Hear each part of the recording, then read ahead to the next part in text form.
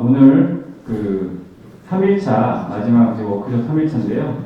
오늘 이제 그 외부에서 손님들 모시고 오늘 지금 워크숍 마지막 날 진행하겠습니다. 오늘은 그 서울과학기술대학교 정지혁 교수님이 또 그 CSI 데이터 활용 방안에 대해서 연구하셨던 부분에 대해서 좀 소개하는 그런 귀한 발표 시간을 가질 거고요. 그 이후에는 이제 저희가 이제 그 스마트 안전 통합 관제 시스템이 발주기관에서 필요한 기능을 좀 넣어서 개발하는 연구 내용이 있는데 그와 관련된 세 개 기관이 짧게 발표를 하고 오늘 또 이렇게 그 발주기관 세 곳에서 귀하신 손님들이 오셨는데 자유롭게 의견을 좀 듣는 자리를 갖도록 하겠습니다.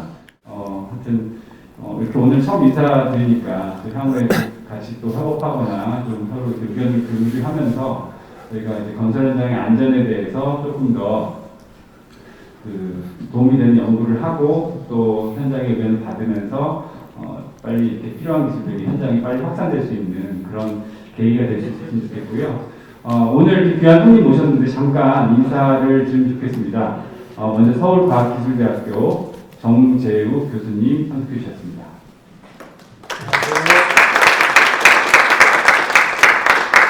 네, 다음은 한국수력원자력 이희재 부장님 참석해 주셨습니다.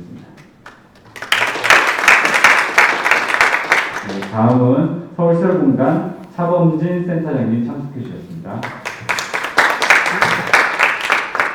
자, 다음은 한국토지주택공사 이윤기 부장님 참석해 주셨습니다. 네, 그럼 먼저 정재욱 교수님 모시고 귀한 발표를 듣도록 하겠습니다.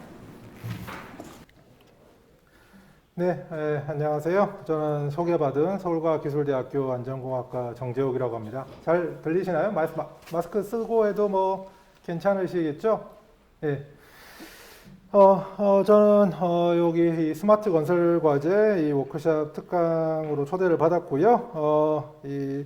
주셨던 주제는 CSI 데이터 활용 방안, 그리고 세부적인 내용이 있었는데, 꼭 이제 이 건설 사고 데이터라는 게 뭐 CSI만 있는 것도 아니고, 원래 이제 산재 데이터도 원래 이제 지금도 계속 쓰고 있고요. 그래서 이제 건설 사고 사례를, 이 데이터를 활용한 연구 사례와 그리고 이런 산재 데이터나 CSI 데이터의 뭐 개선 방안이라는 주제로 말씀을 드리겠고요. 큰 틀에서는 사실 솔직하게 말씀드려서 저도 2년 전에 이 본 과제 8세부의 참여 연구원으로 떨어진 팀에 참여 연구원으로 들어갔었고요. 그래서 뭐 과제 내용을 대해서 잘 알고 있고, 그리고 비록 뭐 제가 속했던 팀은 선정되지 못했지만 관련 연구를 계속 진행하고 있었기 때문에 제가 진행하고 있는 이 연구 사례들 중심으로 이런 제 데이터를 어떻게 활용하고 있는지에 대해서 좀 설명을 드리고자 합니다.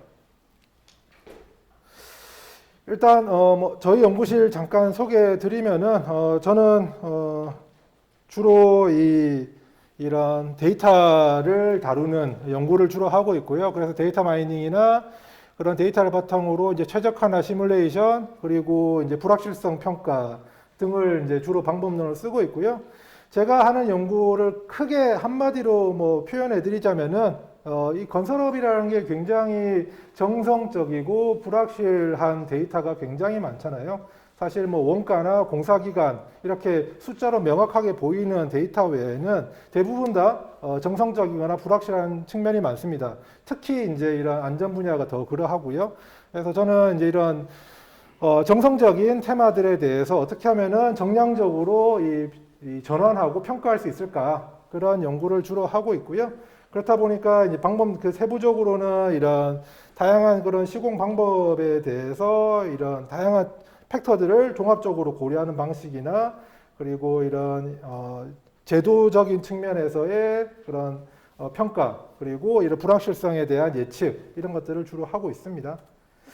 그래서 뭐 제가 진행하고 있는 연구들이 이제 이런 맥락에서 보고 있다고 생각하시면 될 것 같고요. 그래서 이런 새로운 공법을 만들었을 때 거기에 대해서 이런 생산성이나 안전성을 어떻게 평가할 것이냐, 그리고 이 건설업에서 사실 안전에서 가장 중요한 것 중에 하나가 위험성 평가인데 이 건설업의 위험성 평가가 굉장히 정성적이고 주관적이고 사실은 실제 이런 저감 활동 그 위험 요인을 저감하는 활동으로 잘 연결되지 못하는 경향이 있습니다. 이런 부분들을 어떻게 좀 정량적으로 개선해 볼까 이런 연구들을 많이 하고 있고 그런 쪽으로 계속 하려고 노력하고 있습니다. 그래서 저희 연구실 홈페이지고요. 저는 뭐 다들 잘 아시죠? 이제 건설업이 과거에 이제 3D 이제 지저분하고 위험하고 하기 싫은 그런 위험한 작업이었다면 미래의 건설업이 뭐 지금 지향하는 바는 이제 다들 3S라고 하잖아요. 이제 세이프티와 스마트하고 서스테이너빌리티. 그래서 이제 이런 S 큐빅이라고 하고 이거를 이제 어떻게 하면 선제적이고 좀 진보된 연구를 할까라는 내용으로 테마로 지금 진행하고 있고 자세한 뭐 저희 연구에 대해서 궁금하신 사항은 한번 웹사이트 방문해 주시면 좋을 것 같습니다. 자, 본론으로 들어가서요.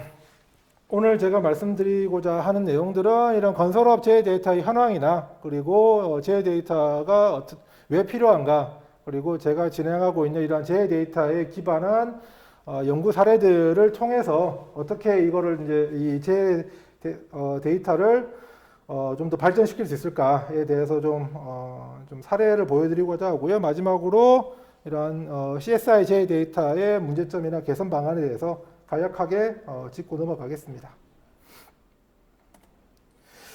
우선 건설업체 데이터의 현황입니다.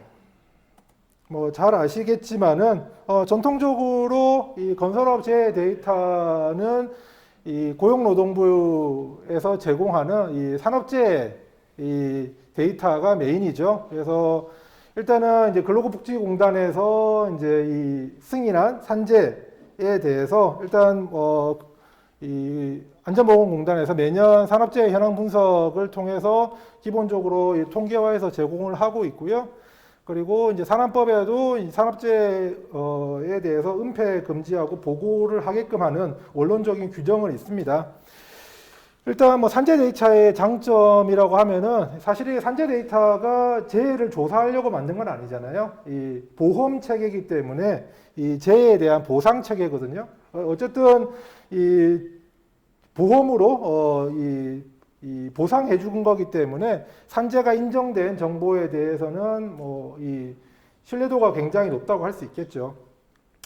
그런데 이 산업재해 인정일을 기준으로 이제 집계를 하다 보니까 물론 이제 데이터를 자세히 보시면은 재해 발생일과 이제 산재 인정일이 이제 동시에 표기가 되지만은 이 재해 발생은 뭐 2년 전, 1년 전인데 산재 인정은 뒤늦게 되는 경우들이 있거든요. 그 재해자의 그런 상황에 따라서 그런 부분들에서 약간 좀 이제 이 오류가 생길 수 있고요. 그리고 이 제도 자체가 이런 재해 데이터를 이 산업재해 관점의 분류 체계로 제공하고 이제 이 산재보상법에 따라서 작성되는 거다 보니까 실제 이 건설업에서 필요한 그런 정보들보다는 일단은 이런 뭐 기인물 분석, 가령 추락 사고가 났는데 기인물이 뭐 거푸집이다, 뭐 비계다. 사실 우리가 궁금한 거는 그런 거푸집 작업에서 어떤 요소에서 사고가 났는가가 궁금한데 사실 그런 부분들을 좀 찾기가 어려운 게 있고요. 물론 디스크립션이 있지만은 그리고 가장 큰 뭐 어려움 중에 하나가 이 분류 체계가 이 실제 건산법에 기반한 이런 업종 분류 체계가 아니라 이 노동부의 산재보상법에 기반한 업종 분류 체계다 보니까 건축 건설 공사 아니면은 뭐 이 기계 장비 공사 아니면은 기계 장치 아니면 기타 뭐 이런 식이거든요. 한 3-4개밖에 안 돼요. 이게 요 업종 분류를 가지고 이거를 이 건설업에 맞게 해석하는 게 사실 불가능합니다. 그리고 뭐 거기에 대해서 구체적으로 말씀드리면은 이제 이런 시설물 유형이나 공정 유형이나 단위 작업에 대한 정보가 사실 전혀 없고요. 디스크립션을 하나하나 보고 이런 텍스트 마이닝을 하는 수밖에 없고요. 그리고 이런 이 건설업 특성상 총 공사비도 중요하고 그런 사고가 난 그런 전문 업종의 공사비도 중요하고 그런 단위 작업에 대한 정보도 중요한데 그런 현장 정보들이 굉장히 부족합니다. 그리고 최근 들어서 점점 더 좀 심해지는 것 같은데 이런 이 산재 정보, 산재 보상 정보에 대해서 노동부나 이제 안전보건공단에서 정보를 이 공개를 하지 않고 있고요. 정보 공개 청구를 해보신 분들은 아시겠지만은 굉장히 제한된 정보를 얻을 수밖에 없습니다. 예, 이러한 측면이 있다 보니까 2019년도 말에 이 건설공사 안전관리 종합정보망 CSI에서 이 별도의 제 데이터를 수집하는 시스템을 만드신 배경 중에 하나가 이런 앞에서 서두에서 말씀드린 거라고 저는 생각하고 있고요. 그래서 이제 건진법 67조에서 이런 사고 조사, 산재는 이제 보상 체계였다면은 사실 우리나라에 사고 조사 체계가 없는 것도 사실이거든요.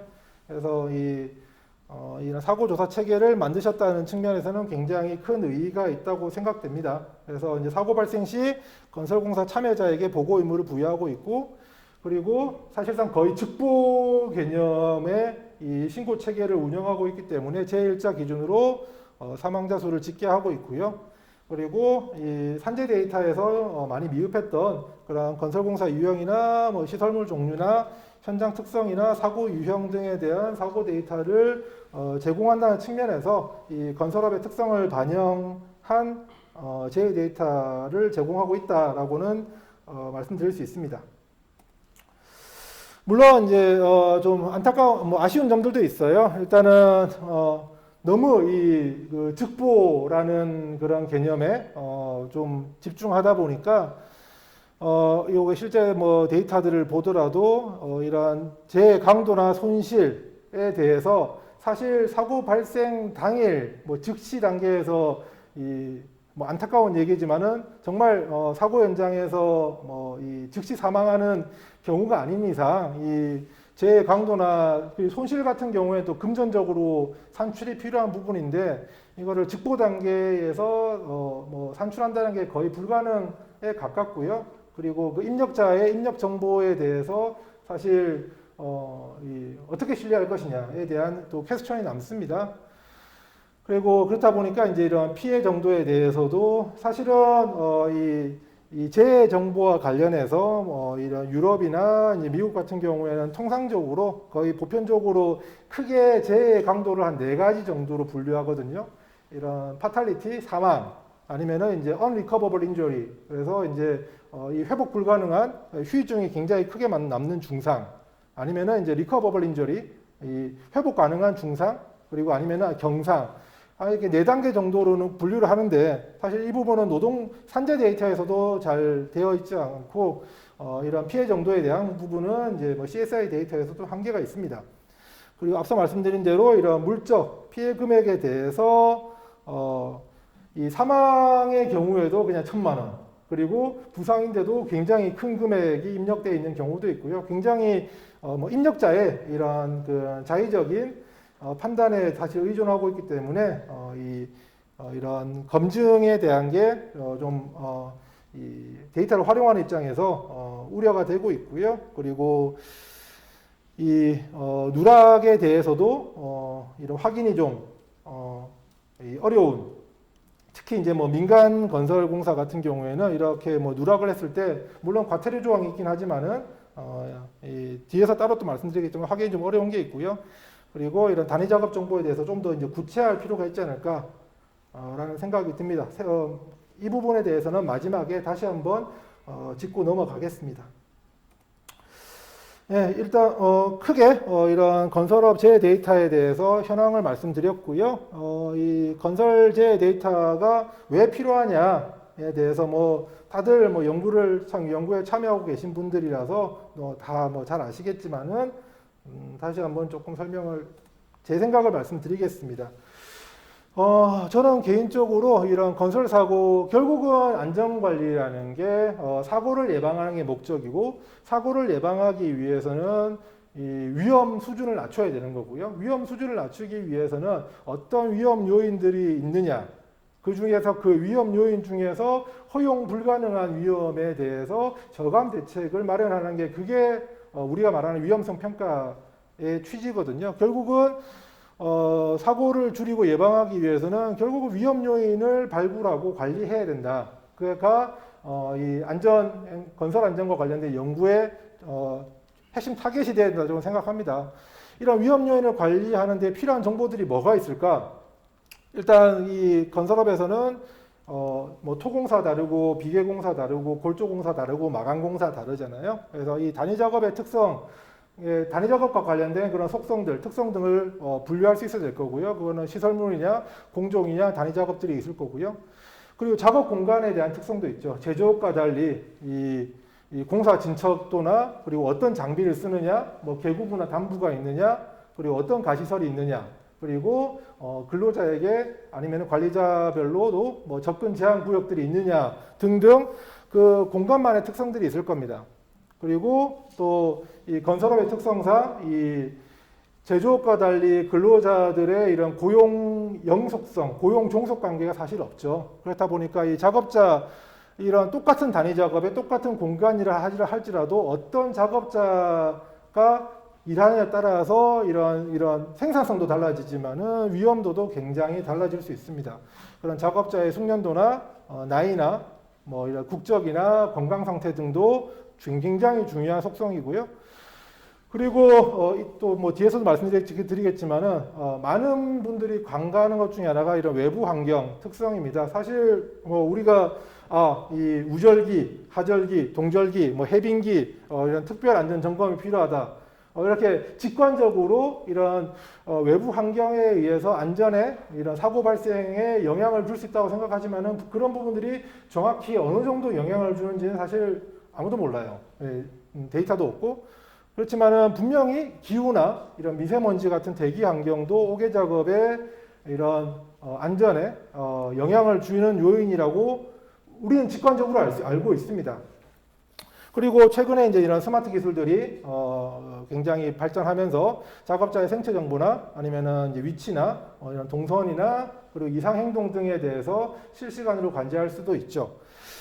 그래서 이제 저는 크게 이런 적어도 건설업의 특성, 제조업과 다른 건설업의 특성을 반영한 안전관리, 위험요인 관리를 위해서는 이런 크게 한 5가지 카테고리의 변수들은 우리가 관리할 수 있어야 된다, 분석할 수 있어야 된다고 생각하는데요. 이 현장에서 실시간으로 취득해야 되는 이런 실시간 정보 외에 이 4가지 항목들, 물론 뭐 실시간 정보에서도 얻을 수 있는 것들이 있지만은 이런 4가지 카테고리, 거의 대부분의 카테고리는 사실은 기존의 사고 사례를 통해서 굉장히 많은 부분을 도출할 수 있고, 그리고 이를 실제 이 안전관리의 예측에 또는 필터링에 쓸 수 있는 영역이다라고 생각하고요. 그렇기 때문에 제 데이터가 굉장히 중요하다고 믿습니다. 그래서 제가 현재 진행하고 있는 연구를 사실 큰 틀에서 나누면 저는 이 제조업과 건설업의 가장 큰 차이가 제조업, 우리가 흔히 말하는 산업안전이라고 하는 것들은 이 설비가 고정되어 있다는 걸 전제로 해요. 그래서 이제 설비는 다 고정되어 있고 반영구적이라는 전제하에 그 설비를 운영하는데 근로자가 안전해야 된다. 그렇기 때문에 안전 난간이 설치되면은 영원히 그 설비가 해체되지 않는 한 계속 지속되어야 되는 거죠. 근데 건설업은 그게 아니잖아요. 이 현장의 작업 공정은 매일매일 그날도 바뀔 수 있고, 그리고 또 건설업은 모든 프로젝트가 라이프 사이클을 갖고 있습니다. 그리고 뭐 잘 아시겠지만은 이런 시공 단계뿐만 아니라 되려 시공 이전 단계가 적은 코스트 임팩으로 더 큰 영향을 줄 수 있다는 것은 이 건설 분야에 연구하시는 분들은 다 알고 계신 상식이라고 생각되고요.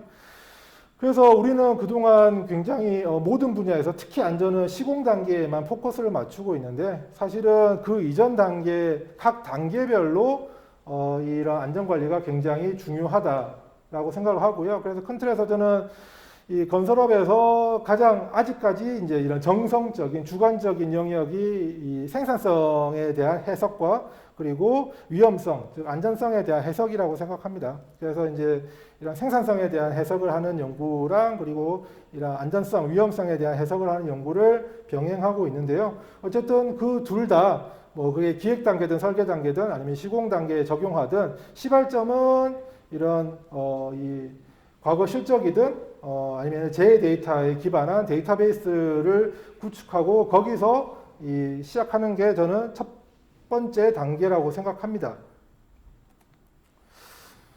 해외 사례 같은 경우에 사실 이제 이런 안전 분야에서 가장 이제 이 진보된 뭐 사실은 뭐 진보되었다는 표현도 조금 뭐 부적절할 수 있는데요. 이 연구 관점에서 그래도 가장 이 고도화되었다고 볼 수 있는 저는 생각하는 게 이제 교통 안전 분야라고 생각해요. 물론 이 분야는 이 통제 가능한 변인도 굉장히 건설업에 비해서 많고 그리고 이런 모빌리티 이런 산업과 관련돼서 굉장히 많은 투자가 이루어졌기 때문에 그런 뭐 이 자율주행과 관련해서 그런 부분도 있긴 하지만은 이런 미국 사례도 그렇고 사실 우리나라 사례도 그렇고 이런 교통 안전과 관련된 교통사고와 관련된 이런 데이터들은 이 건설업에 비해서 굉장히 잘 셋업되어 있고 고도화되어 있다. 그래서 결국은 이런 이 안전에 대한 연구가 활성화되고 고도화되기 위해서는 이러한 사고 데이터 왜 사고가 났는지를 알아야지 그거를 예방할 수 있지 않겠습니까? 그래서 이런 교통 쪽이 잘 되어 있다라고 생각이 되고요. 현재 지금 우리나라의 이런 건설 재해 데이터 같은 경우에는 앞서 설명드렸던 대로 이런 건설 산업의 특성을 반영한 분류 체계가 좀 많이 미흡하고요. 그리고 이런 위험성 평가가 이제 굉장히 정성적이고 주관적이고 임의적으로 진행되고 있다. 그리고 예측도 그게 안 되니까 예측도 어렵고요. 그리고 이 데이터베이스 체계적인 데이터베이스 구축도 어려운 게 현실입니다. 그래서 근본적으로는 좀 이 그 건설업에 맞는 이 사고 데이터의 분류 체계가 좀 셋업이 될 필요가 있고요. 제가 연구하면서 이게 제일 힘들었어요. 제가 뭐 이 제로 베이스에서 거의 새로 시작했어야 했거든요. 그리고 이를 바탕으로 이 정량적 위험성 평가를 할 수 있어야 되는데 사실 건설업에서 이런 위험성 평가를 정량적으로 하는 방법이 뭐가 있을까 고민을 많이 했는데 사실 위험성 평가는 발생 가능성, 라이클리후드와 이제 사고 강도, 시빌리티로 보는데 자, 라이클리후드는 사실은 확률이잖아요. 이 사고 발생 확률을 이 재해 데이터에 기반해서 예측할 수 있다면 사고 강도는 사실은 돈이잖아요. 이 사고가 발생했을 때 얼마나 많은 큰 손실이 발생하느냐.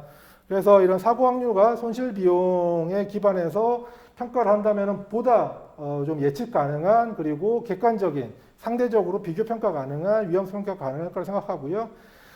그리고 이런 데이터는 좀 실시간으로 업데이트 될 수 있는 그런 시스템이 필요하고 그리고 이런 데이터베이스가 좀 클라우드 기반으로 이 정부 주도든 아니면 민간 주도든 이렇게 좀 뭔가 셋업이 될 필요가 있다고 생각합니다. 네, 본격적으로 그러면은 제가 연구를 하면서 이런 재해 데이터를 어떻게 활용했는지 에 대해서 좀 말씀드리고 싶고요. 저는 이제 산재 데이터는 이제 그런 연구 목적에 따라 다른데 이 한 20만 건까지 분석을 했었고요. 그리고 CSI 데이터도 계속 지금 업데이트를 받고 있어서 한 만여 건 정도를 분석을 했었습니다. 그래서 좀 사례가 좀 많은데 일단은 약간 좀 이제 이런 연대기죠.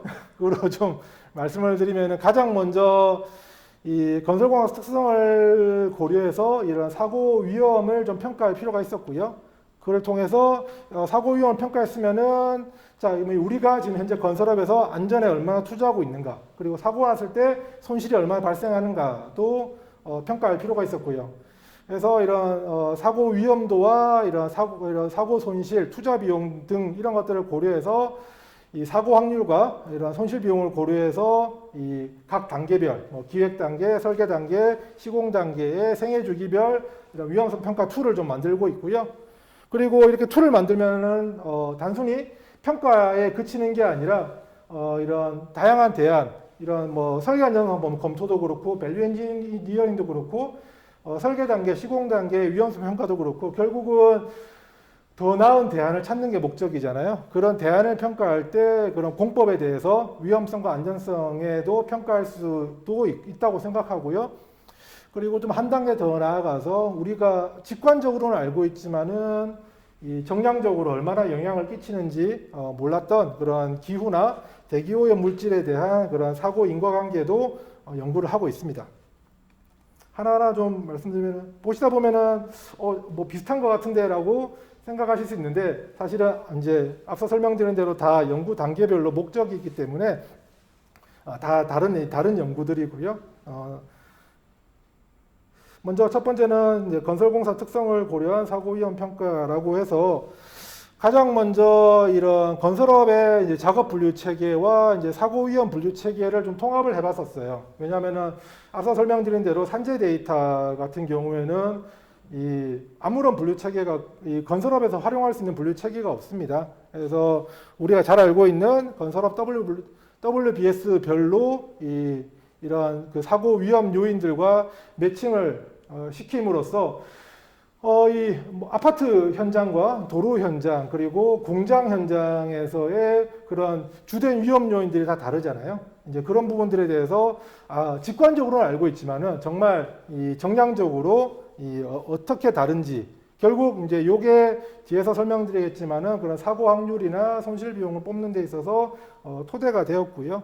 그래서 뭐 이 사고 데이터를 수집하고 그 데이터를 분류하고 이 프레임워크를 만들어서 이런 검증하는 그런 절차를 거쳤습니다. 그래서 보시면은 뭐 이 WBS를 4단계로 구축하고 그 WBS별로 이런 뭐 시설물 유형과 그리고 이런 프로젝트 유형과 이제 작업 유형에 따라서 어떤 재해들이 어떤 중대 재해들이 발생하는지에 대해서 굉장히 방대한 그런 데이터베이스를 만들었고요.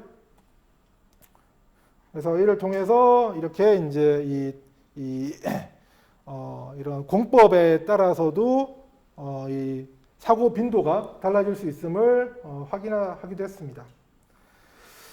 자, 그 다음에 이런 프레임워크를 만들었으면은, 그 다음에 이런 건설 공종별, 이런 어떤 공종이 더 위험하고 덜 위험한가, 이런 공정 기반으로 단순히 그런 빈도만 볼 것이냐, 또 사고 확률만 볼 것이냐, 이렇게 이 사고 확률과 빈도를 컴바이닝해서 이런 이 위험도 측면에서 이런 공종별 우선순위를 산출하는 연구도 했었고요. 이런 걸 바탕으로 사실은 우리가 안전이라고 하면은 항상 모든 통계가 건설업 전체 재율, 환산재 이 사고 사망 만인율 2.0, 이 건설업 전체 산업안전보건비 집행요율 1.97%, 2.05%. 사실 그게 아니라 이 어떤 공종이냐, 어떤 시설물이냐에 따라서 사실은 선택과 집중도 필요하거든요. 그런 선택과 집중에 그런 기반이 될 수 있는 그런 틀을 좀 만들려고 했고요. 그래서 이것도 마찬가지로 일단 데이터를 수집하고 이제 공종 데이터 분류하고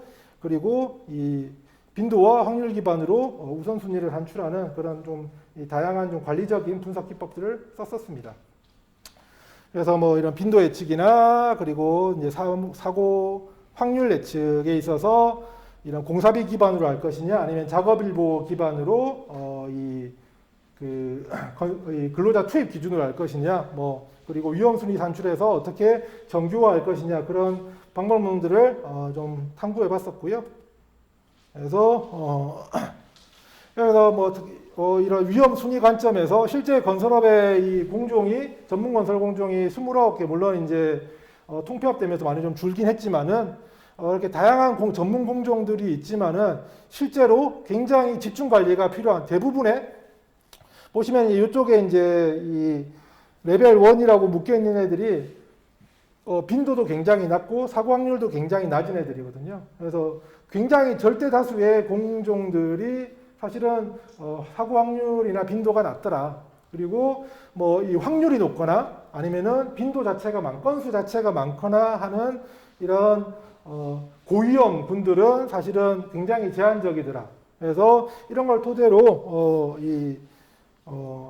아까 말씀드렸던 그런 선택과 집중이 할 수 있는 그런 의사결정의 토대가 될 수 있다고 생각합니다. 그 다음에 또 필요한 게 이제 사고 확률 관점에서 다양한 좀 관점이 필요합니다. 그래서 이 건설공사의 시설물별로 도로공사냐, 뭐 공장이냐, 공동주택이냐, 또 뭐 근린생활시설이냐 이런 다양한 시설별로도 분명히 이런 사고 발생 가능성, 사고 확률이 다를 것이다라고 한번 전제를 하고 평가를 해보니까 실제로 이렇게 이 시설물별로 유사하게 나오는 부분들도 있지만 굉장히 이 고위험 분들도 도출이 되었고요. 그래서 이런 부분들을 나중에 뒤에서 이제 시스템적으로 플랫폼적으로 이제 탑재하기 위해서 다양한 연구를 진행했습니다. 그래서 이런 시설물 유형별로 사고 확률을 도출하기 위해서 뭐 다양한 그런 이 메서덜러지를 만들었고요. 그리고 안타깝게도 이 산재 데이터에 기반하다 보면 이런 또 산재 데이터에서는 정확한 공사비를 제공해주지 않아요. 이 5인 이상이냐 이하냐 사실은 이 건설업과 전혀 맞지 않는 이 제조업에서 이제 상근하는 근로자를 기준으로 통계가 만들어지다 보니까 이 공사비에 대해서도 어느 정도 이렇게 레인지 형태로 제공이 되는데 이런 레인지 형태로 이 사고 확률에 대해서도 다양한 좀 이 평가를 실시했습니다. 이런 것들이 나중에 이제 뒤에서 설명드릴 이 정량적 위험성 평가의 플랫폼에 들어가는 이런 기초 이 데이터베이스가 되었고요. 그래서 앞서 설명드린 대로 이렇게 이 시설물 유형도 뭐 25가지로 나누어서 이 각각 시설물 유형별로 갖는 이런 중대재해 확률에 대해서 이 사고 사망 만인율 관점에서 분석을 했었습니다. 자, 그다음에 시설물별로 하다 보면 또 이제 그다음에는 공정별로도 필요하거든요. 왜냐하면은 뭐 시설물 유형, 공정 유형 그리고 단위 작업 유형에 대한 이런 데이터들이 필요하기 때문에 그래서 이런 공정별로도 이런 시설물을 선정하고 처음에는 이제 작업일보 기반 사실은 이제 이 사고 사망 만인율이라는 게 굉장히 부정확해요.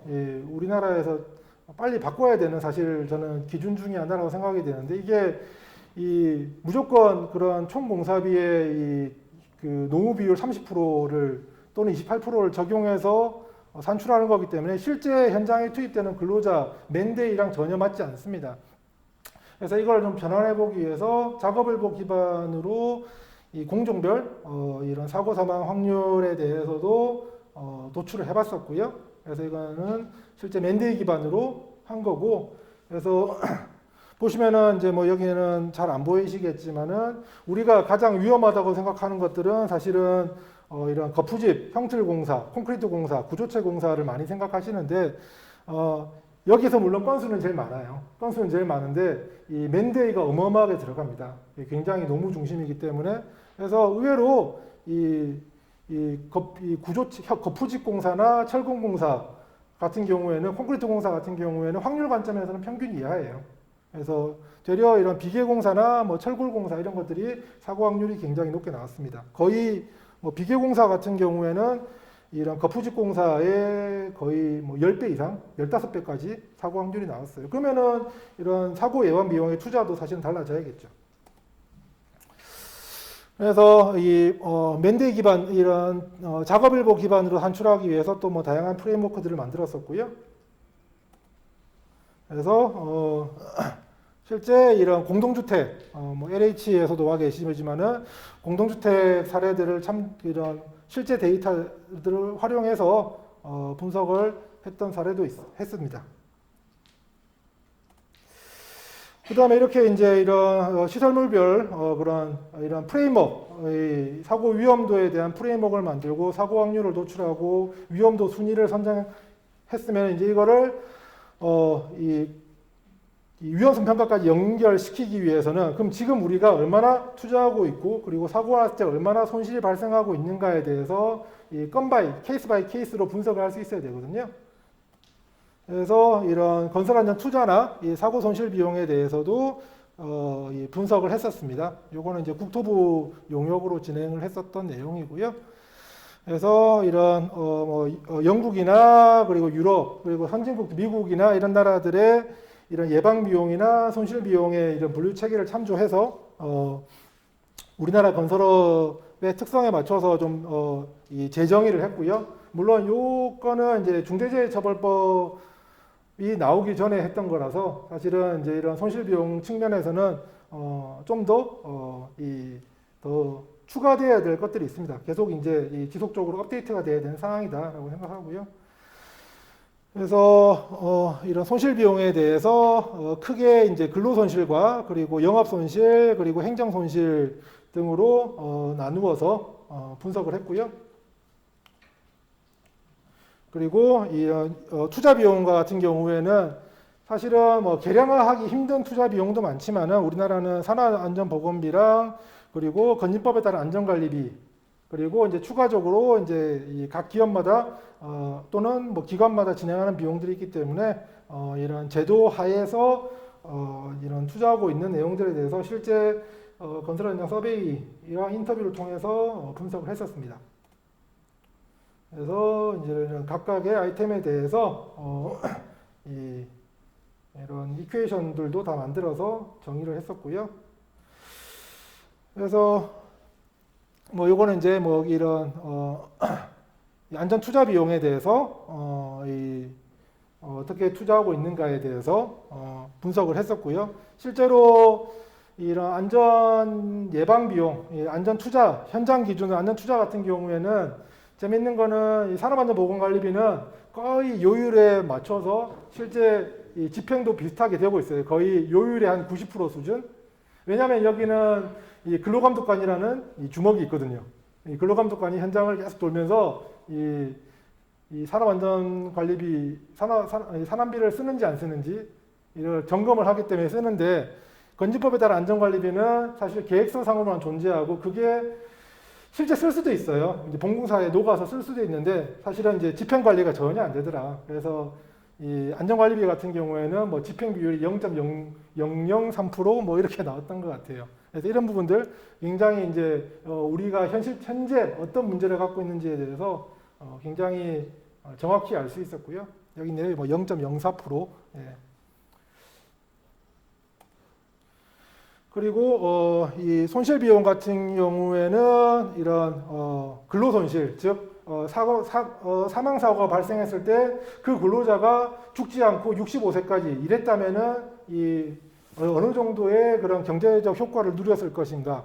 그리고 영업 손실, 뭐 산재 보상 비용이나 이런 합의금이나 이런 유족연금 등에 대한 거고요. 영업 손실이 이 행정 손실이 건설업 같은 경우에는 이제 작업 중지 같은 경우 그리고 각종 이제 조사 비용 이런 게 될 겁니다. 여기에 이제 이런 뭐 중처법 같은 새로운 페널티들이 나중에 좀 추가가 돼야겠죠. 그래서 뭐 이때 당시에는 이 사망사고 한 건당 약 20억 정도, 물론 이제 근로자, 재해자의 이런 나이나 이런 가족 구성에 따라서 큰 틀에선 달라질 수 있지만은 평균적으로 사망사고 한 건당 20억 정도의 사회적 손실이 발생하는 걸로 분석이 되었었습니다. 그래서 뭐 이런 식으로 이런 예방 비용과 이런 손실 비용이 어떻게 구성되고 있는가도 분석을 했었고요. 다 이런 것들이 재해 데이터들이 있었기 때문에 가능했던 것이다라고 말씀드리고 싶습니다. 그래서 이런 기초 연구들을 통해서 사실은 제가 궁극적으로 하고 싶었던 게 이제 요거였고요. 이 건설 프로젝트의 생애 주기별 위험성 평가가 좀 필요하겠다.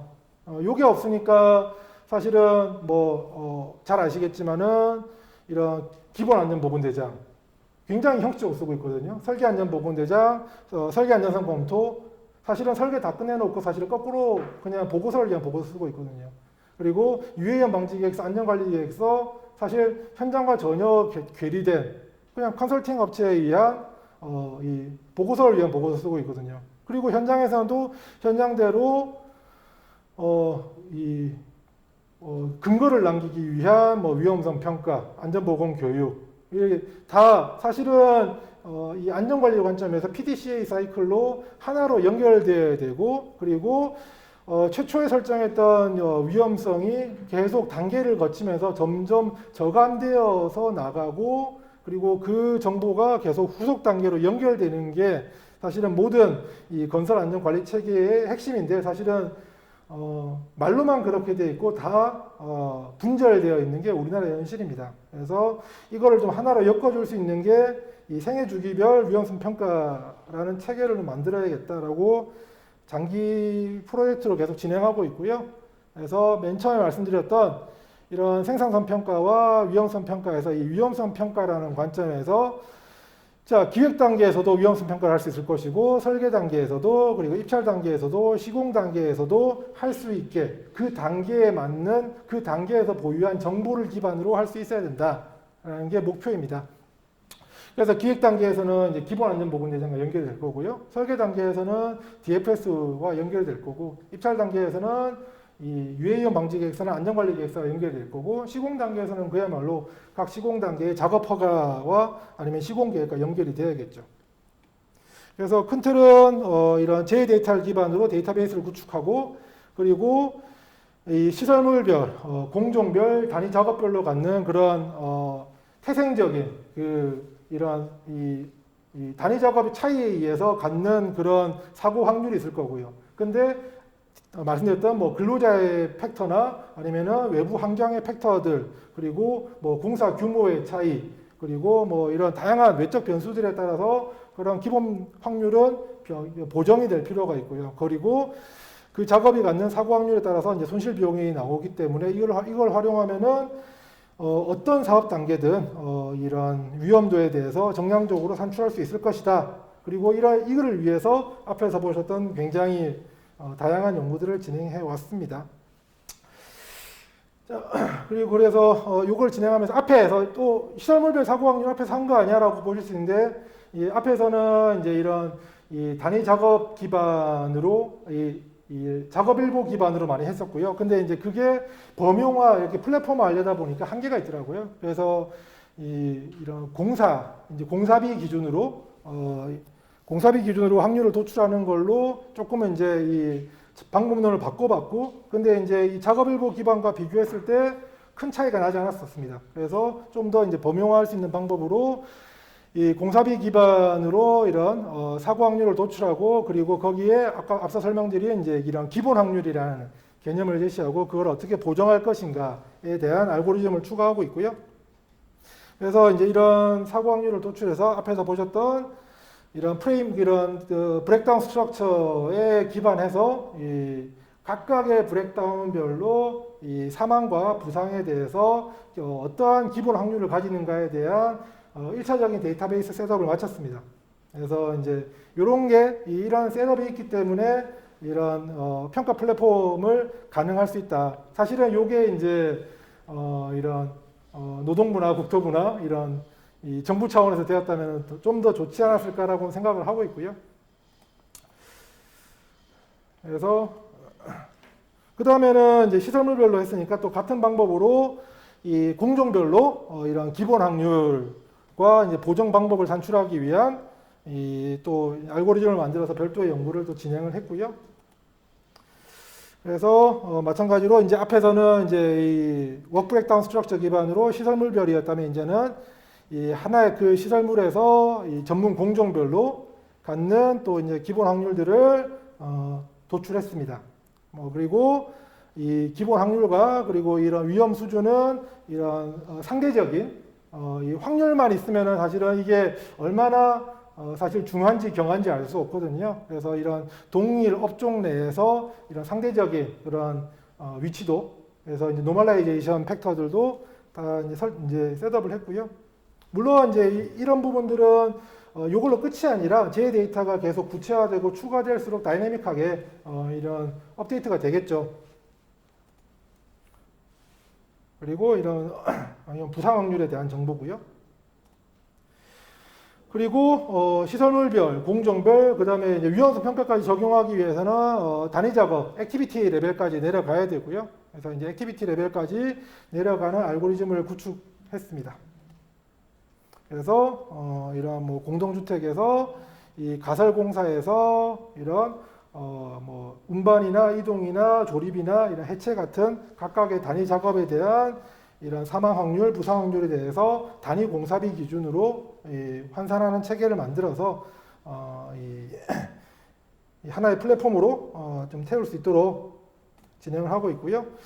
그래서 지금은 이제 프로토타입이 나와 있는 상태인데 요것도 이제 요거는 이제 국토교통진흥원 과제에서 진행하고 있는 상황인데, 사실은 이제 실제 이제 실용화하기 위해서는 이런 안전관리 이런 좀 범용 플랫폼과 좀 다시 통합이 필요한데요. 그 전에 이 연구 단계에서 이 유연성 평가만을 위한 플랫폼을 지금 웹 기반으로 만들었고요. 한번 좀 보여드리겠습니다. 간단하게.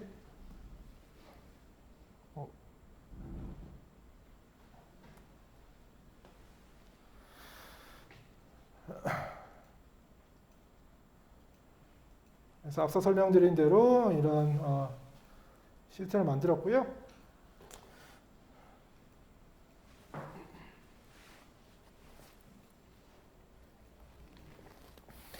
큰 틀은 기획 단계에서 유연성 평가, 그리고 설계 단계, 그리고 시공 단계에서 쓸 수 있는 플랫폼을 만들고 있습니다. 왜냐하면은 기획 단계에서 입력할 수 있는, 즉 기획 단계 중 발주자겠죠. 발주자가 다룰 수 있는 정보, 아직 설계가 완료되지 않은 상태에서 입력할 수 있는 정보를 가지고도 분명히 그 프로젝트가 갖는 위험도를 산출할 필요가 있거든요. 그러면 그 위험도는 어찌 보면 하나의 고유 속성이 되는 거죠. 그 다음에 기획 단계에서 위험도가 뭐 1이 나왔다. 그러면 설계 단계에서 DFS를 통해서 얼마나 낮출 것이냐.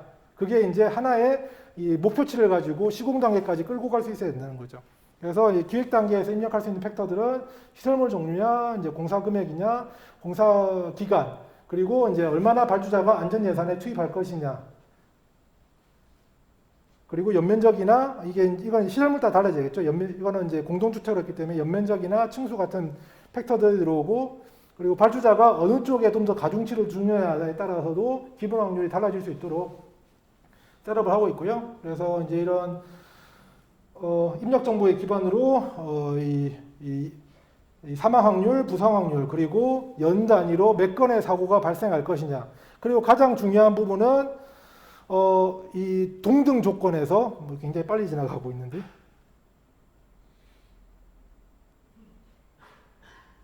스탑이 안 되네요. 동등 조건에서 이 비교군, 가령 같은 공동주택 대비해서 얼마나 확률이 높냐 낮냐, 위험도가 높으냐 낮으냐, 이제 그런 것들. 자, 만약에 이제 이 동등 조건, 이 공동주택과 비교했을 때, 비슷한 연면적과 비교했을 때 현재 조건이 위험도가 높다. 그러면은 안전 예산을 더 투입하든가, 아니면 공사기간, 이 적정 공사기간을 더 확보해 주든가, 뭐 그런 기획 단계에서는 그런 전략을 택할 수가 있겠죠. 그래서 이런 다양한 대안들에 대해서 이 비교 평가할 수 있도록 지금 플랫폼을 만들었고요.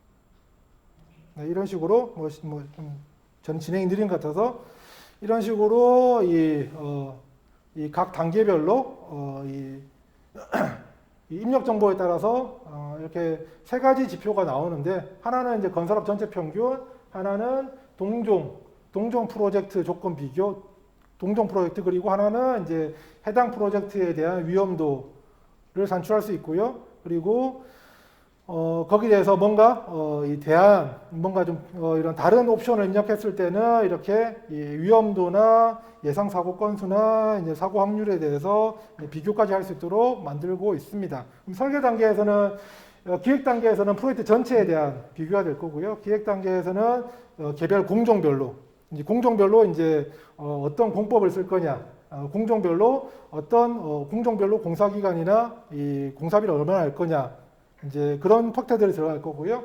시공 단계로 들어가면 단위 작업에 대한 뭐 비계를 맬 거냐, 아니면 고소 작업 때 장비를 쓸 거냐, 그런 옵션에 따라서 어떻게 이 사고 확률과 손실 비용이 달라지는가, 그리고 그런 부분들이 이런 위험성 평가나 아니면 대안 평가의 이 하나의 평가 지표로서 들어갈 수 있겠죠. 거기에 대해서 하나의 또 이제 좀 더 좀 깊이 들어가는 신뢰로서 이 대안 설계 적용을 통해서 이 위험성과 안전성을 평가한 사례를 하나 보여드리겠습니다. 이런 앞에서 이런 연구했던 방법론들을 특정 프로젝트에 적용했던 사례고요. 마침 또 이제 이 코비드 19이 터지면서 굉장히 연구에 풀리 집중할 수 있으면서 또 현장에서는 이 프리팹이나 OSC 공법에 대한 니즈가 많이 생겼어요. 그래서 근데 이런 프리팹 공법이 사실은 공사비는 많이 들잖아요. 그러면은 그걸 만회할 수 있는 게 이제 생산성과 안전성 향상인데, 이걸 어떻게 객관적으로 정량적으로 평가할 거냐에 대한 니즈들이 있었습니다. 그래서 현장에 실제 이 단위 작업에 대한 데이터들을 수집하고 그리고 앞서 저희가 이제 개발한 이런 맨데이 산출이나 이제 사고 확률 기법을 활용해서 이 위험성 평가에 적용했던 사례고요. 요거는 이제 전통적인 이런 SRC 철골 구조와 이런 PSRC랑 TSC라는 이런 합성 구조 이 프리패브 공법을 비교하는 건데 사실은 가격은 이쪽이 훨씬 비싸요. 그런데 일단 실제 이제 이런 투입되는 근로자 정보와 그리고 각각의 단위 작업에 투입되는 이제 시간에 대한 확률 정보 그거는 이제 현장에서 측정을 하고요. 그런 걸 바탕으로 사이클 생산 분석하는 툴이 몇 가지가 있는데 그 중에서 이거는 이제 스트로보스코프이라는 건데 결국은 이 생산성이라는 게 그냥 1 끝나면 A 작업 끝나면 바로 B 끝나고 C 끝나고 현장이 그렇게 돌아가지 않잖아요. 항상 아이들 타임이라는 게 있습니다. 장비 대기 시간, 이런 작업자 대기 시간, 이런 서로 작업들이 물고 물려서 이루어지는 것들이 있기 때문에 그런 부분들을 시뮬레이션 하는 거고요. 그렇게 시뮬레이션 했을 때 이 단위 모듈에 대한 생산성이 얼마나 차이 나는지 그러면은 이 근로자에 대해서 단순히 그런 손으로 계산하는 신뢰할 수 없는 정보가 아니라 이렇게 현장의 아이들 타임을 고려했을 때 맨데이가 얼마나, 맨아워가 얼마나 달라지는지를 산출할 수 있고요. 그래서 이런 맨아워가 정확히 산출된다면은 앞에서 설명드린 그런 정량적 평가 기법이 있기 때문에 이 똑같은 근로자 수 자체는 비슷해요. 근로자 수 자체는 비슷한데 그 근로자가 현장에서 일하는 단위 작업 시간 자체가 다른 거죠. 그리고 그 근로자들의 단위 작업 유형이 다른 거죠. 비계를 메고 하느냐, 아니면 장비를 타고 하느냐. 그래서, 요거는 이제 제가 참고로 간단하게 설명드리면은, 실제 우리나라에서는 이 건설업 사고사망 만유율이 그냥 2다, 1.7이다, 1.8이다, 뭐 이렇게만, 사실 모든 연구자들이 그것만 알고 있거든요. 그거는 아무 의미가 없어요. 건설업 전체는. 근데 뭐 굉장히, 숏 브리프지만은, 자, 비계해체공사의 사고사망 만인율은 이 30에 가깝습니다. 근데 이 철근 콘크리트 공사는 의외로 한 4.5밖에 안 돼요. 물론 이것도 평균보다 높네요. 그렇지만은 이 비계해체공사에 비해서 어마어마하게 높죠. 의외로 도장공사가 사고사망 만인율이 높아요. 왜냐하면은 도장공들이 실내 작업이라 완전 생각하지만은 2m, 3m 높이에서 떨어져서 죽어요. 이동식 비계에서 작업하다가. 그러니까 이런 게 세부적으로 실제 사고 데이터를 가지고 분석하지 않으면 모르는 거죠. 사람들이 간과하기 쉬운 거다라는 거고요. 그래서 이런 데이터를 바탕으로 시뮬레이션 기반으로 분석해보면은 이런 프리패브 공법이 이 전통적인 SRC 공법, 얘는 이제 뭐 비계도 필요하고 형틀도 필요하고 하니까 이런 거 대비해서 그냥 액면상으로 보이는 작업자 수는 비슷하지만은 이런 맨데이, 실제 실투입 기간과 실작업 내용에 기반할 때는 이런 사고 위험도는 거의 절반 수준이다. 이런 것도 도출할 수 있었고요. 네, 마지막으로 이 기후 및 대기 오염 요인의 사고 위험성도 최근에 이제 요거는 이제 새로 제가 진행하는 내용인데 앞서 설명드린 대로 우리는 직관적으로 알고 있습니다. 더우면은 생산성도 떨어지고 집중력도 떨어지고 위험하다. 그리고 해빙기, 하절기 위험하다. 근데 얼마나 위험한데? 그래서 어떻게 해야 되는데? 모르잖아요. 그래서 이게 얼마나 인과관계가 있는지, 그리고 인과관계가 있다면 그거를 이 각 그런 팩터별로 정량화할 수 있는지가 궁금했고요. 먼저 기후에 대해서 좀 분석했습니다. 기후에 대해서 이 CSI 데이터를 활용했고요. 그리고 사실 이 기후라는 게 사실 온도만 생각하는데 온도만 있는 게 아니거든요. 온도도 있고 사실 습도가 더 중요합니다. 습도가 저는 훨씬 더 중요하다고 생각하고요. 온도, 습도 그리고 이를 종합하는 평균 복사 온도 그리고 근로자의 차기량 그리고 근로자의 기초 대사량을 종합하는 지표가 있습니다. 이 Physiological Equivalent Temperature라고 PET라고 하는데요. 이런 이제 지표를 활용해서 이것들을 이제 하나로 좀 컴바인하는 인테그레이트하는 지표를 만들었고요. 그래서 이 상대빈도라는 개념을 통해서 실제 이 PET 지수가 1 바뀔 때마다 이 사고의 확률이 얼마나 바뀌느냐를 분석을 했었습니다. 그래서 그냥 단순 빈도 분석만으로 보면은 그냥 정규 분포처럼 보여요. 정규 분포처럼 보이는데 이거를 상대 빈도 이거는 왜냐면은 이 PET라는 거는 이 기후에 대해서 종합한 데이터이기 때문에 어디든 평균이 제일 많을 거잖아요. 이 그 평균이 많아서 가령 PET가 20이라는 포인트가 제일 많아서 거기서 사고가 많이 났다. 이거는 평가가 불가능하지 않습니까? 그래서 이거를 다 이제 정규화해서 각 PET가 1일 때의 사고 확률을 도출한 게 요겁니다. 그래서 보시면은 요 1이 베이스라인이라고 보시면 돼요. 1이 이 사고 확률의 평균이에요. 근데 이제 PET가 우리가 흔히 말하는 이제 쾌적 구간에 있을 때는 1보다 낮습니다. 근데 PET가 현저하게 떨어지거나 현저하게 높아지면은 이 사고 확률이 높아지는 것을 알 수 있습니다. 그래서 이거를 가령 뭐 PET가 30일 때 요 값이 1.25다. 그러면은 그때의 사고 확률은 다른 모든 변수가 동일하다 하더라도 사고 확률이 25% 증가하는 거예요. 그래서 그걸 가지고 이런 하나의 등급 체계를 지금 제시하려고 하고 있고요. 마지막으로 이제 대기 오염 물질. 사실 지금도 공공기관들은 미세먼지 농도가 50인가 넘으면은 작업 중지를 거시잖아요. 근데 그게 이제 사실 그거는 이제 이런 사고 관점, 사고 예방 관점이 아니라 보건 관점으로 저는 생각하고 있습니다. 근데 이 PM10 같은 경우에 해외 연구를 보면 PM10이 건강에만 영향을 주는 게 아니라 근로자의 생산성에 영향을 주더라라는 연구 사례들이 있었어요.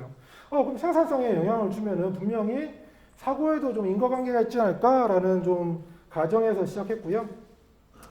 앞에서 기후랑 비슷하게 시작했습니다.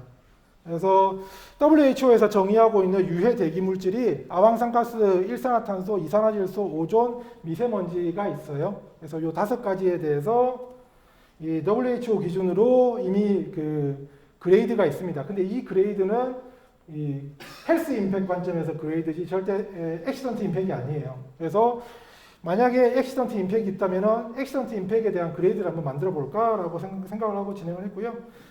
그래서 이런 일반적인 그런 빈도 분석을 하면은 이것도 마찬가지로 정규 분포처럼 나오지만 요게 이제 PM10인데요. PM10이 제일 드라마틱하게 나왔습니다. 그래서 이 베이스라인이 1, 요게 이제 평균 확률이죠. 근데 PM10 농도가 요 색깔은 WHO 등급이에요. 그래서 이 PM10 농도가 굉장히 좋을 때는 이 사고 확률이 굉장히 낮습니다. 요게 21만 건 가지고 한 거예요. 근데 이 PM10 농도가 올라갈수록 사고 확률이 확연하게 증가하는 걸 볼 수 있습니다. 물론 PM10 농도가 너무 낮을 때는 아마 이때는 비온 날일 수도 있어요. 근데 PM10 농도가 높을 때는 이거는 비온 날일 수가 없잖아요. 근데 이거는 확실히 인과관계가 있다. 그리고 여기 이것들은 이제 방법론에 대한 내용이고요. 그래서 분석을 해봤더니 뭐 CO나 NO2나 O3 같은 경우에는 별로 인과관계가 없거나 인과관계가 굉장히 약했고요. SO2나 PM10 같은 경우에는 확실한 인과관계를 발견했습니다. 그러면 이 인과관계를 바탕으로 각각의 SO2나 PM10 농도에 따라서 다른 모든 변수가 똑같은 다 동일한 조건의 현장이라도 이 사고 확률이 달라질 수 있고 그러면은 이 개별 매일매일 현장의 기후 조건이나 대기 환경 조건에 따라서 그 현장의 안전 신호등이 달라질 수 있는 거고요. 그 현장의 고위험 작업이 달라질 수 있는 거고 그 현장의 이런 고위험 근로자도 달라질 수 있는 겁니다. 그러면은 이런 플랫폼에 태워진다면은 이런 실시간 안전 관리에 있어서 굉장히 중요한 팩터가 될 수 있고 이런 것들이 그냥 나온 게 아니라 이제 이 제 데이터가 있었기 때문에 나올 수 있었다라고 말씀드리고 싶고요. 예, 장시간 시간을 딱 맞춘 거라고 저는 생각을 하는데 마지막으로 앞에서 뭐 설명드렸지만은 자 이제 CSI 제 데이터의 문제점에 대해서 좀 말씀을 해주십사 하셔서 제가 연구를 하면서 느꼈던 겁니다. 일단은 산재는 보상 체계예요. 그리고 CSI는 이 사고 조사 체계라고 볼 수 있죠. 근데 일단은 이 수행 주체도 다르고 그러다 보니까 어쨌든 이 산재 데이터랑 상이한 것들이 조금씩 나와요. 이제 세부적으로 들어가다 보면은. 그래서 이거는 뭘 믿어야 되지? 사실은 현재로서는 산재를 믿을 수밖에 없습니다. 왜? 산재는 이 근로복지공단에서 검증을 한 거니까. 즉, 이 CSI 데이터는 입력자의 실수나 오류에 대해서 확인할 방법이 없어요. 그리고 과태료 제도가 있지만은 이 국토부의 이 건진법에 과태료 제도 엄청나게 많습니다. 근데 실제 현장에 과태료가 떨어지는 경우 건진법에 의한 과태료는 좀 거의 못 봤어요. 노동부 근로감독관은 과태료를 잘 때리거든요. 예, 그러니까 사실은 이 신고 누락에 대해서 이 확인이 불가능하고 이게 좀 쌓이다 보면은 신고를 민간 사업장 같은 경우에는 신고를 많이 안 하지 않을까라는 개인적으로 우려도 하고 있고요. 그리고 물론 산재 데이터에 비해서 잘 셋업이 되어 있지만은 구체적인 제가 실제 연구를 진행하면서 느꼈던 거는 조금 아쉽다라는 측면이 있고, 그리고 앞서 설명드린 대로 이런 손실, 이런 금전적 손실이나 아니면은 이 재해자의 피해 정도에 따른 다른 정보에 대해서 너무 즉보라는 그런 이 개념에 좀 집중하시다 보니까 사실은 그 단계에서는 얻어질 수 없는 정보거든요. 그래서 이 신뢰도가 매우 낮다. 사실 저는 CSI에서 이런 손실 정보는 아예 안 썼습니다. 그래서 이거를 좀 제도적으로 어떻게 좀 개선할 수 있을까? 제 희망사항 중에 하나인데요. 이 CSI 정보랑 이 보상 정보, 산재 보상 정보에 좀 코드를 좀 매칭하면 어떨까? 사실은 이 코드 하나 추가해서 이런 이 특정 시점의 사고에 대해서 이런 하나의 코드로 공유한다면은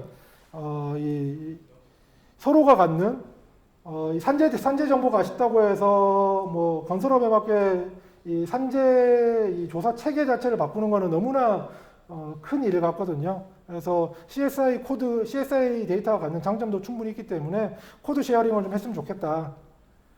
는 게 제 희망 사항이고요. 이제 이 시스템적인 측면에서는 이 CSI 데이터를 그냥 즉보로 끝내는 게 아니라 사실은 사고 났을 때 입력할 수 있는 게 있고 사고가 좀 수습된 다음에 현장 조사가 끝난 다음에 입력할 수 있는 게 있거든요. 그래서 나중에 업데이트를 하거나 아니면 구간원에서 하실 수 있을지 모르겠지만 좀 사후 검증이 필요하다. 그래서 이런 사고 손실에 대해서는 뭐 입력 시기를 조정하거나 사후 검증을 할 필요가 있고요. 그리고 나중에 뭐 DFS 쪽으로 더 고도화하기 위해서는 이런 위험 요소 프로파일과 연계해서 사고의 단위 작업 정보를 좀 더 구체화할 필요가 있지 않을까라고 생각을 합니다. 그래서 뭐 이런 부분들은 뭐 굉장히 쉽지 않은 일이고 뭐 하지만은 이 국토안전관리원의 좀 많은 의지와 노력이 필요하시지 않을까 생각이 됩니다.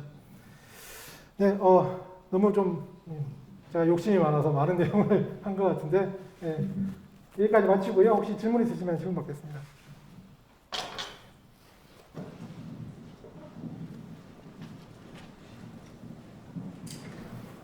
네, 너무 좋은 강연 감사드리고요.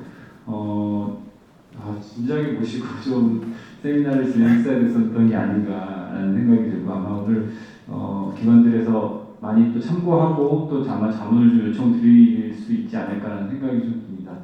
제가 사실 되게 그 연구를 진행하고 제가 직접 하는 게 아니라 어떤 총괄적인 입장에서 그 기관들하고 진행하면서 되게 해결하고 싶은 부분 중에 하나였던 게 그 CSI 데이터의 사고가 올라오면서 빈도는 고려할 수 있는데 확률을 저는 알고 싶었거든요. 근데 교수님께서는 확률에 대해서 작업 일보를 바탕으로도 하시고 공사비로도 하시고 아까 그렇게 하셨던 걸로 제가 봤는데 공종별 사고 확률에서 그 데이터를 어떻게 취득을 하셨던 건지 궁금합니다. 왜냐면 저는 물론 사고 빈도가 많다는 건 그만큼 위험성이 높지만 결국에는 저희가 관제하는 입장에서 선택과 집중을 한다면 아주 많이 발생하는 공종에 대해서 많이 사고 발생한 것보다는 적게 발생한 거에 대해서 적지만 그 확률이 높은 것들을 좀 더 집중해서 그건 봐야 된다고 저는 생각을 하거든요. 그래서 그 데이터는 혹시 어떻게 얻었는지 혹시 설명을 해주시거나 좀 말씀해 주실 수 있습니다. 네. 제가 나중에 따로 좀 설명드리면 되지 않을까요? 알겠습니다. 제가 따로 한번 문의를 좀 드리겠고요. 저희는 사실은 재수시 비용 조사를 동아대 최재 교수님께서 이제 하셨는데 1차원도에 1000건을 채우기 위해서 상당히 많이 노력하셨는데 되게 어려웠어요. 민간에서는 어떻게 보면 좀 컨피덴셜한 정보이기 때문에 그래서 그 부분들에 대한 데이터를 서베이를 하셨다는데 그게 또 몇 건이나 되는지 혹시 좀 알 수 있을까요? 예. 저거는 사고 데이터는 되게 단기 용역으로 진행한 거기 때문에 사실은 뭐 건수 자체는 많지가 않아요. 건수 자체는 대형 건설사 기준으로 이 45명, 실제 이제 사고 건수, 중대재해 건수는 38건이었고요. 그 인터뷰를 진행했던 거는 이제 45건이었는데 대신에 저는 저 부분에 있어서 꼭 이제 뭐 이 1000건, 뭐 몇천 건의 데이터가 필요하냐에 대해서는 조금 다르게 생각을 하는 게, 제가 이 45건을 해보니까 이런, 물론 이제 그게 이제 소규모 현장이냐 대형 현장에 따라서 이제 좀 조건이 달라질 수 있을 것 같은데, 제가 분석했던 것들은 이제 대형 건설사였고요. 왜냐하면은 굉장히 좀 디테일한 이 서베이를 진행했었는데, 그런 이 디테일한 정보를 갖고 있는 게 사실은 대형 건설사들, 즉 이제 안전보건 전담 조직을 갖춘 데가 아니면은 그런 기록 관리가 안 되거든요.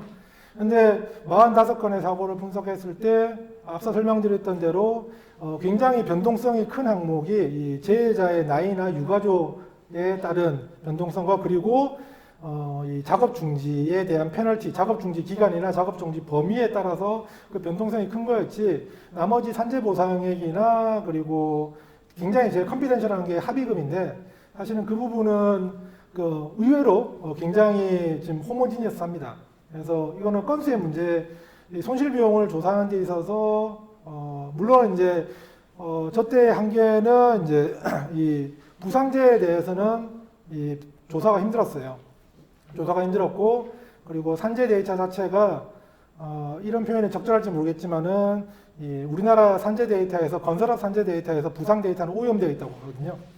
네, 이거는 전수도 아니고, 그리고 실제 이런 그 요양일수나 이런 것들을 제대로 반영하지 못하고 있다고 보기 때문에 사망사고는 맞는데, 사망사고만 이제 45건을 봤을 때 적어도 이런 대형 건설사 베이스로는 저는 신뢰할 수 있는 수준이었다라고 생각합니다. 네, 혹시 또 질문, 궁금하신 부분 질문 있으실까요?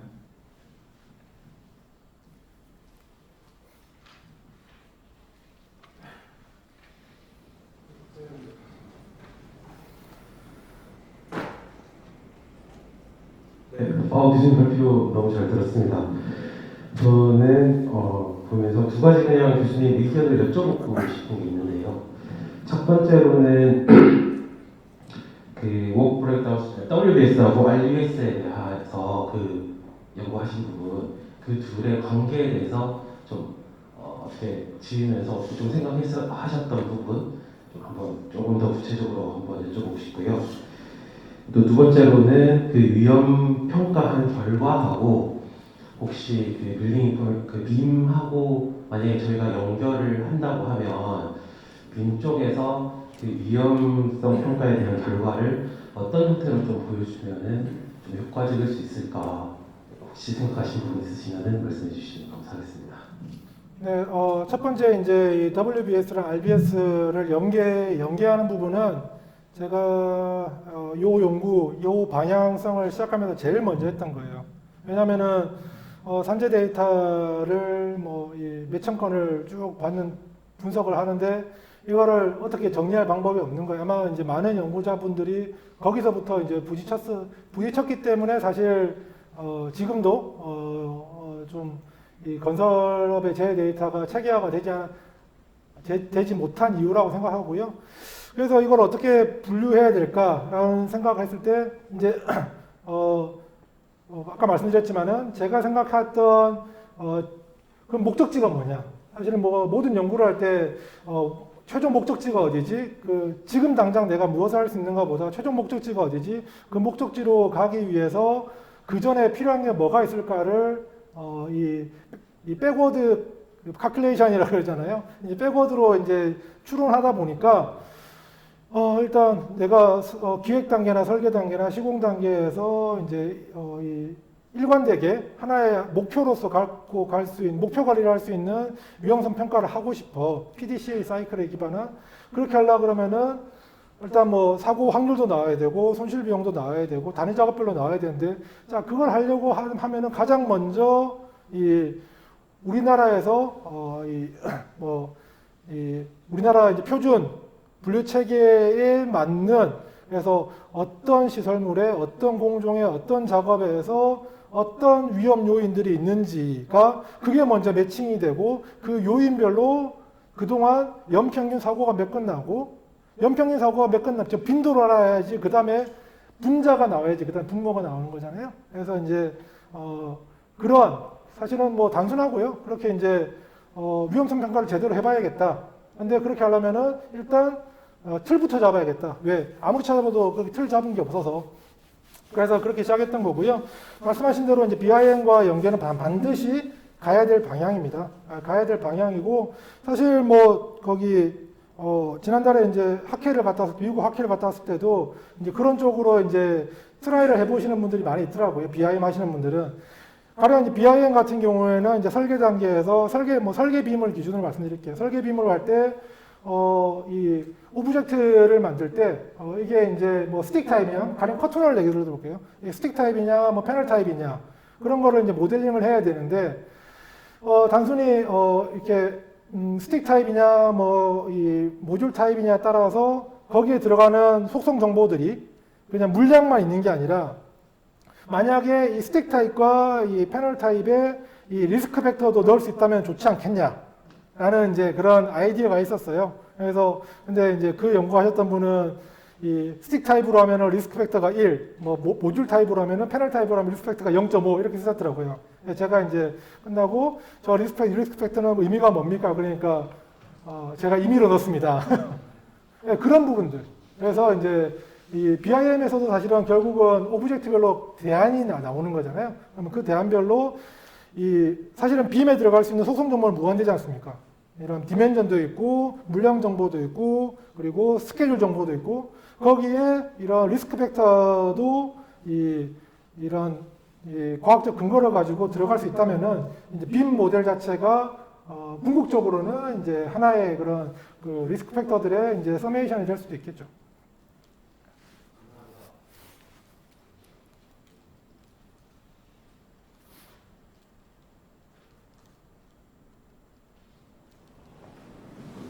네.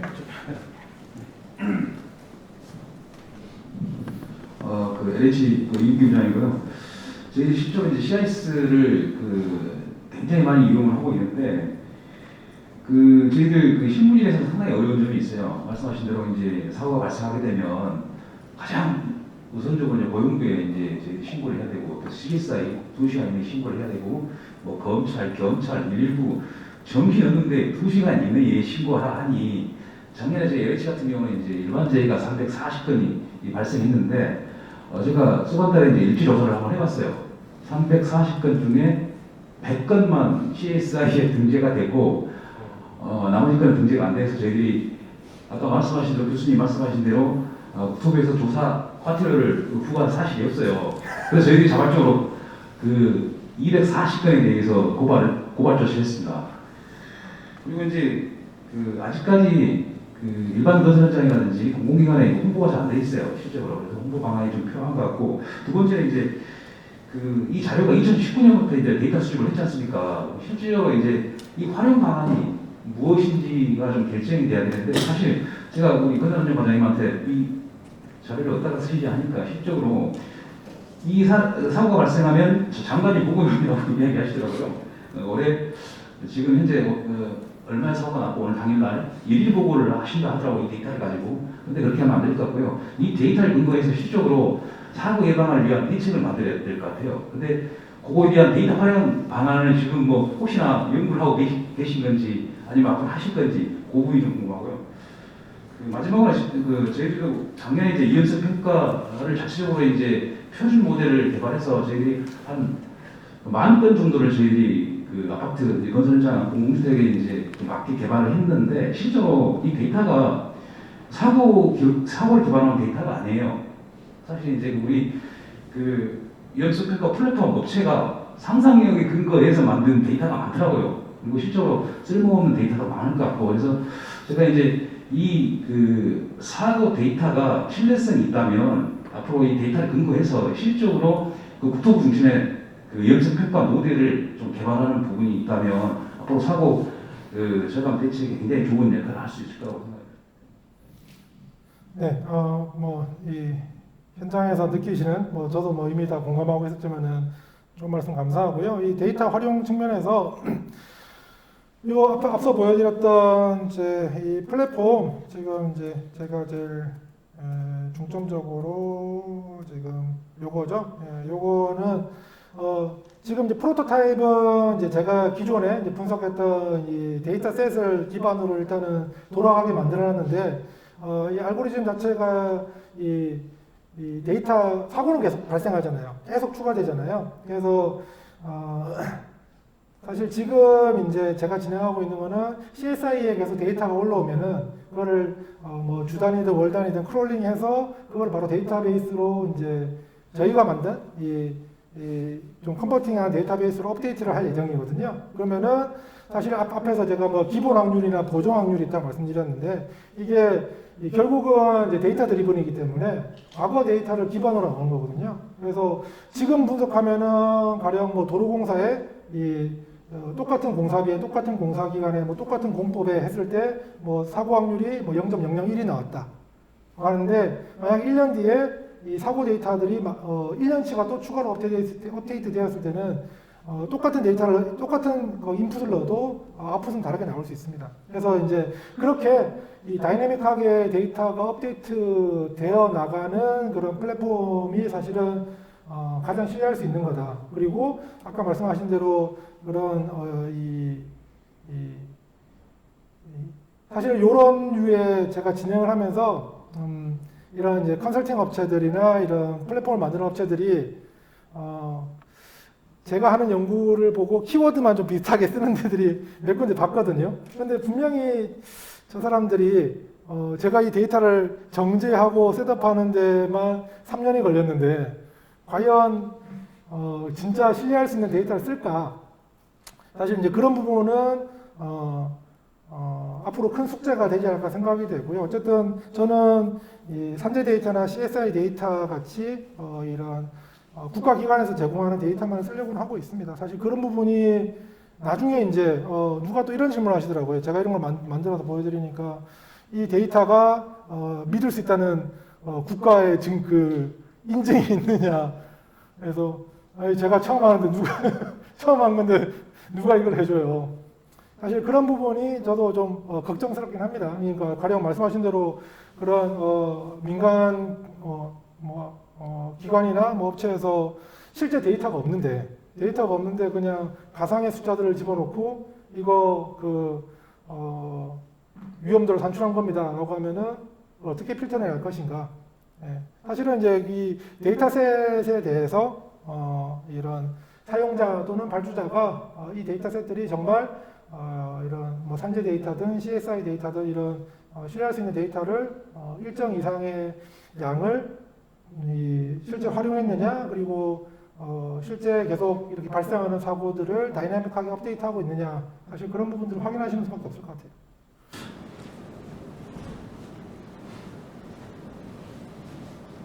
네, 그러면 발표 감사드리고요. 네, 나중에 또 추가적인 부분들은 직접 개인적으로 질문해 주시면 좋을 것 같습니다.